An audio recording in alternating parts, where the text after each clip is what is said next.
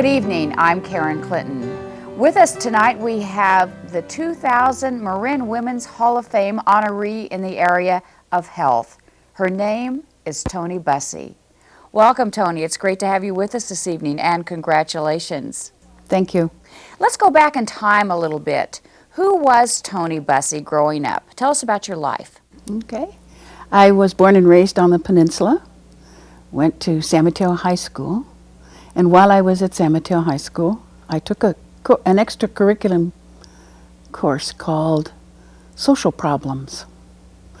And it was a very pronounced turnaround in my life as far as what my thinking had been before that and how much was awakened by this, very advanced course. In what way did it awaken you? I suppose as to, up until that time, I'd sort of led a very normal, very, I suppose you'd say privileged life. I didn't know things until I took that course about how many of the other people in the world lived and some of the things that they were up against. Was it women in particular? Not then, but just, the whole spectrum of things, like welfare, like education, like what was happening and what wasn't happening. And it had a very profound effect on me. I then went to UC Berkeley, and my father would tell you that I majored in communism, socialism, and all of those things that were... Now, why would he say that? Because I think I was in international relations, but I began to take courses that told me how the other parts of the world lived. What were the different governments? What were the different politics? And I can remember coming home and spouting a communist line and having him pound his hand on the table and say, "That's not done at my table." But I guess I was a renegade in a household that pretty well marched to the model. And I went to UC during the war, and at that time we were all required to do 20 hours of volunteer work, if you will, a week. And so twice a week I would go down to Peralta Hospital and serve as a nurse with very little training, but very good training from Red Cross. From there, I had wonderful dreams about being in the State Department, the Diplomatic Corps, but the men came home from war, and most of the jobs and most of the responsibility flowed back to the men. Some say that's justifiable. It's interesting that you had thoughts of being a diplomat somewhere, perhaps, or whatever, but the war rather interrupted that, or was there something about the way people were viewing women at that time? I think it's how women were being viewed at that time, and that the men were flowing back into normal life out of the services, and they took up the responsibility and the powers again. And, I could get a job as a clerical person in probably one of those areas, but that's not what I wanted. So I went and started pounding on doors, and I ended up at the Chronicle, San Francisco Chronicle, at the time that KRON was just beginning. And after being very persistent, I got a job as the merchandising manager and the only one in the department for the paper. It was, again, an illuminating time, learning things right and left. And what were you writing about, Toni? I wasn't writing. I was doing the merchandising, which is what papers do in order to attract large advertisers. Oh, it could be anything from a survey to a display at KRON or something to that effect. But it was a very interesting time at the Chronicle. It had every well-known columnist. It was under the editorialship of Paul Smith, who was brilliant in the field of newspapers. And it was an era that lasted with a wonderful blast and then kind of stopped. At that time, I met my husband, who was also working at the Chronicle. So we were married, kept on working, had a baby, moved to Marin County. A story that many families will tell. So you spent, you have what, a total of 5 children? Yes. So I would gather much of your life at that point you started having children was devoted to them. And to schools.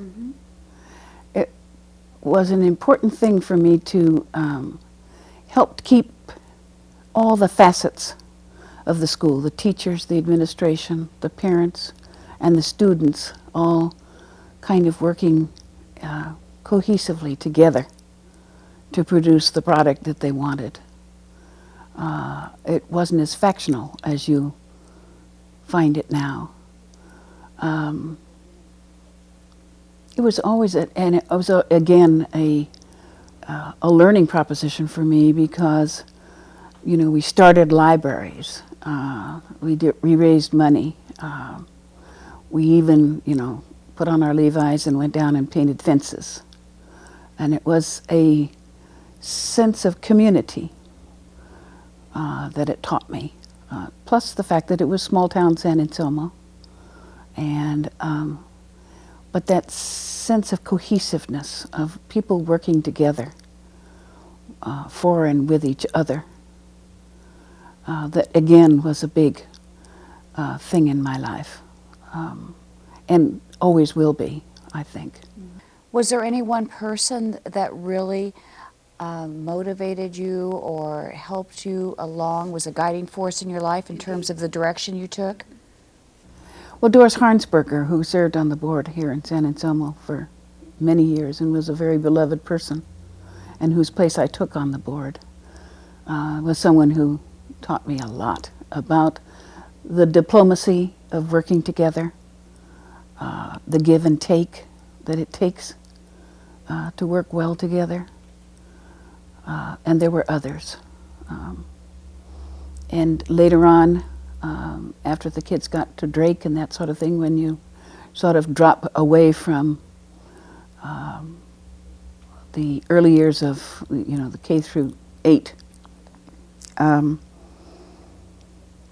went to volunteer because the Red Cross had trained me in nurses aiding during the war. I went to work for the Red Cross, and there was a person that was the head of that was Maggie Anderson, who was absolutely fabulous. I guess you'd call her a social worker.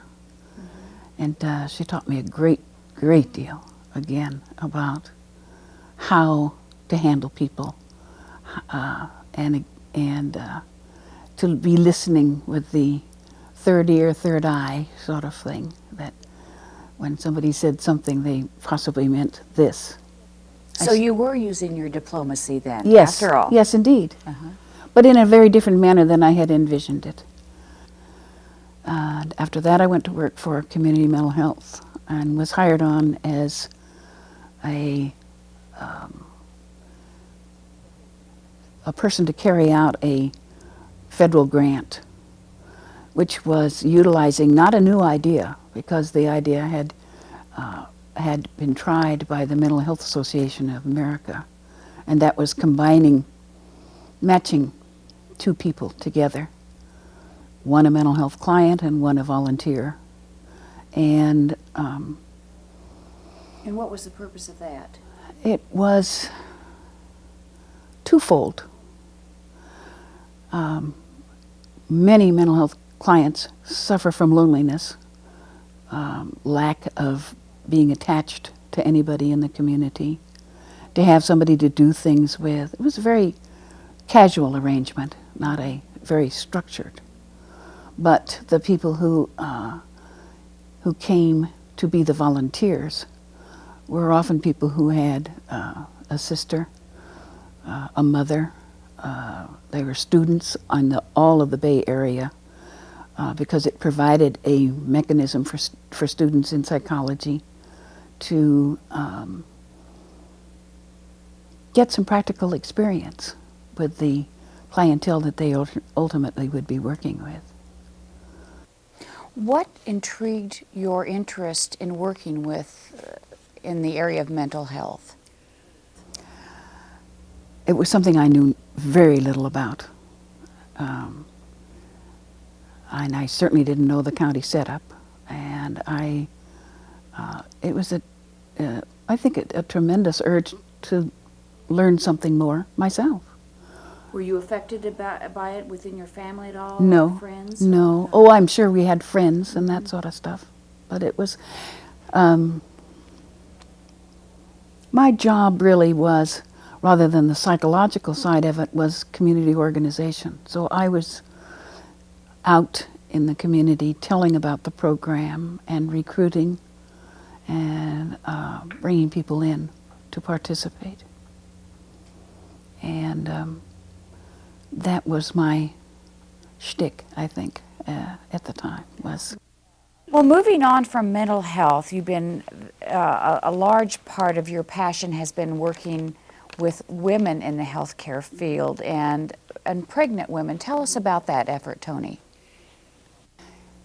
When I retired from community mental health, my line there was that I was going to go home and sleep late and eat bonbons and read dirty books and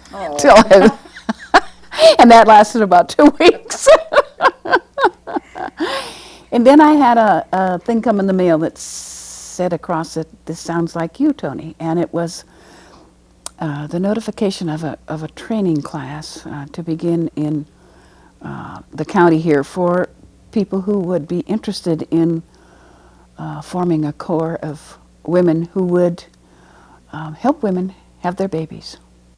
Not as midwife, not as the doctor, not as the nurse, but as that historical third person that aids and abets the mother and also the father. I ignored this piece of paper for quite a while and then went back to it and was drawn to it, signed up, took the training, and ultimately, because Dr. Busse had some of the same thoughts as this crew of women that we had gotten together and taken the training with, we began a business. But in the beginning, we were working for Dr. Busse, who wanted an experience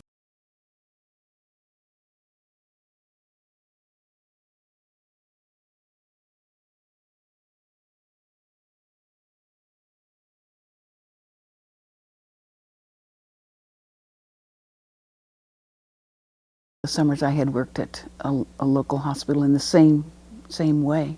So it's kind of like coming full circle. We also had our children in the 50s when natural childbirth was not practiced. And there was one practice in the county who did, and so I had my babies naturally, without any clinical intervention, without any medications. I believed very strongly in it. I have strong children, and I think a lot of that has to do with their birth experience. And so we put together a corps of people. Our first, our first pledge to the patient was to be an advocate. And an advocate in the way of explaining what might be being proposed, sneaking some time so that the prospective mother and dad could talk over what they wanted to do. But most of all, it was empowering the women that this was their process, this was their baby, and they needed to feel the strength of managing this for themselves. That is, making the key decisions,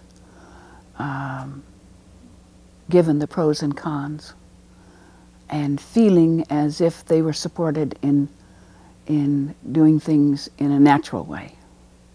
So that is a concept that has spread all over the place now, of course, and there are large organizations, and our company is one of them that sort of started out and built the model. And it's a group of women that have stayed together. We met this morning at breakfast. I'm not doing births anymore because I can't drive and I can't see to get around at the hospital where there are lots of obstacles. So I'm not able to do it anymore, but I act as the business manager. And that gives me the advantage of talking to prospective clients, giving them the sell,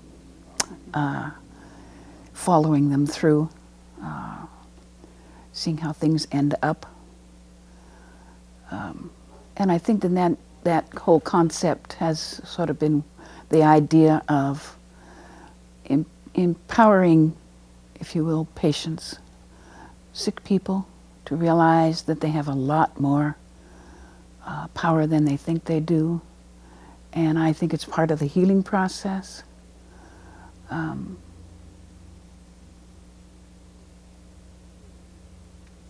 It just feels good.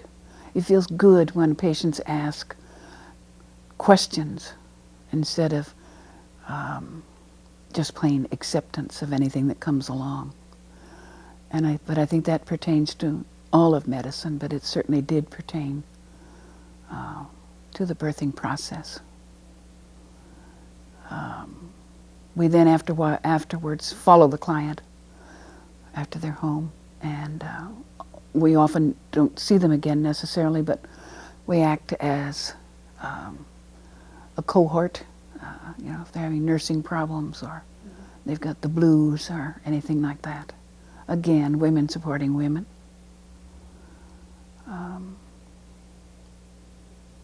And that's why you find me. Oh, good. We're glad to find you there. Let's talk for those women, young women out there that might be listening to this, Toni.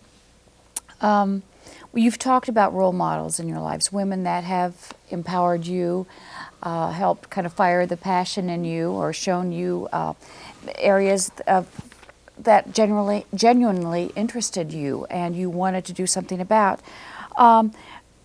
What kind of obstacles did you encounter along this wonderful path that you've taken, this very, very diverse path that you have journeyed since college days or high school days? What obstacles did you face in any of these different arenas that you tackled?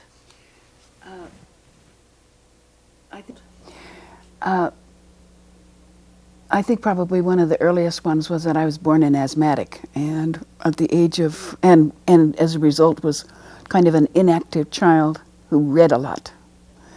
And at the age of 12 or 13, I made my first decision that I ever remember making for myself, which was get up, get out, and don't let asthma run your life.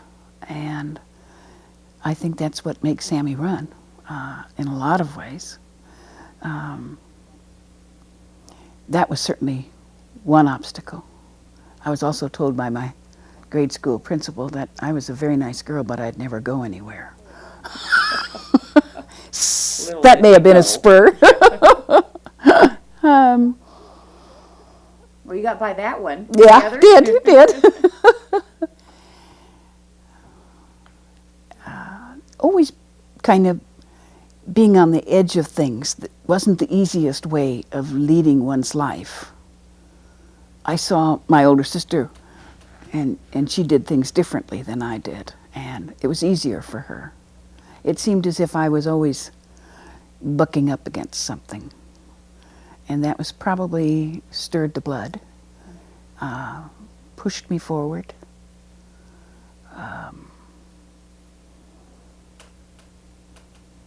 Well, I think kept me going. Maybe obstacles became opportunities. Yes, I think that's very true.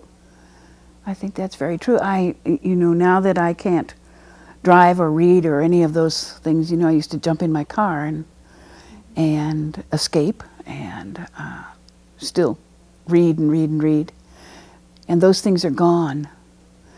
And I think I could be very angry and bored, but I'm none of those things, and I'm very surprised. And I think that's because, you know, I lived life kind of to the hilt. And I'm glad I did. I'm glad I had the experiences that have taught me so much. And not only did the people encourage me, but they gave, you know, a lot of the people gave away their tools of the trade and things that I didn't know didn't daunt me necessarily, because there was always someone around who'd let me know, right, wrong, or indifferent, that, you know, this was the way. I think I'm the kind of a person that if you say, I don't think you can do that, I don't exactly buy it.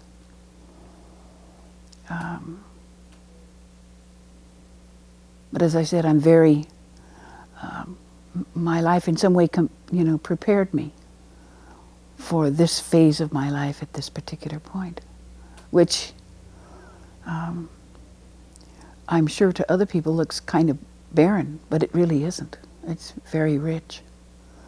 I have many friends, and I have a wonderful friend who reads to me every other day, for instance. And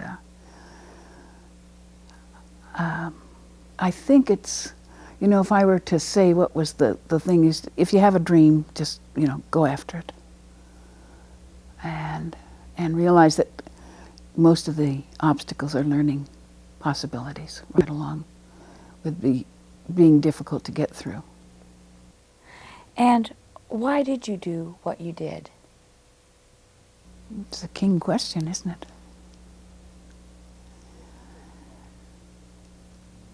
It added much to me. It, you know, taught me the lessons of life. And, you know, I was enriched by the experience in many different directions. A vague answer, but that's a hard one to answer. Why? I think many of us always ask ourselves that question. Why? And what motivated you to take the path that you did? I think a combination of things. I had a grandmother who lived with us, who, you know, studied architecture and opera, and married, was a marching suffragette, built a school where there was no school, was snowed in with the Blackfoot Indians in Montana while my grandfather brought the telephone lines across country, and they wintered with the Blackfoot Indians. And they were friends of my grandmother, and they were friends of ours. We always kept in contact with them. And she was a great teacher of, you know, respect for other people or people that were different from myself. And it's just been a large, cohesive family with, my grandmother had seven children, and my mother had 4 daughters, and, you know, it's just, every one of them has picked up on some aspect, many of them very different from what I do.